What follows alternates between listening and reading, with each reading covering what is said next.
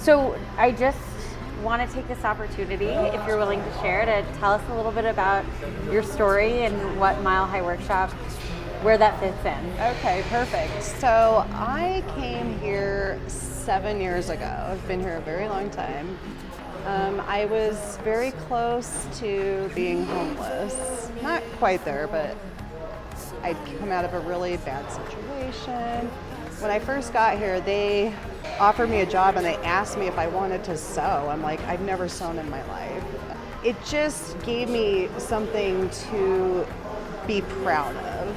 But what this place has really done for me is it's different than any other job I've ever had, because they care about me as a person and not as a number. They're more concerned about how I'm doing, if I'm okay, if I have everything that I need.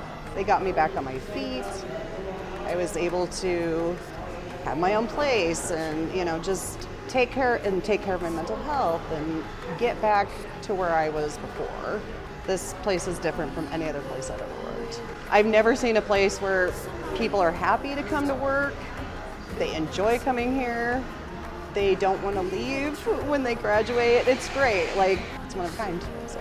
Oh man, we just got to spread the word so that there can be more places like Mile High Workshop. Yeah, I mean, if people would just, you take care of your employees and you see them as more, it's more of a community and more of a, family.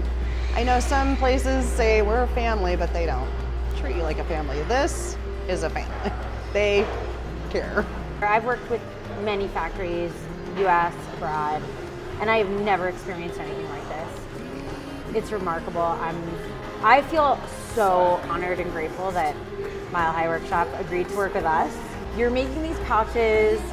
Andy is able to upcycle this material. Our customers are able to support this amazing program. And we all do better when we all do better. I agree. Yeah. I like that. Okay, do you hug? I do. Okay, let's hug. All right. Oh.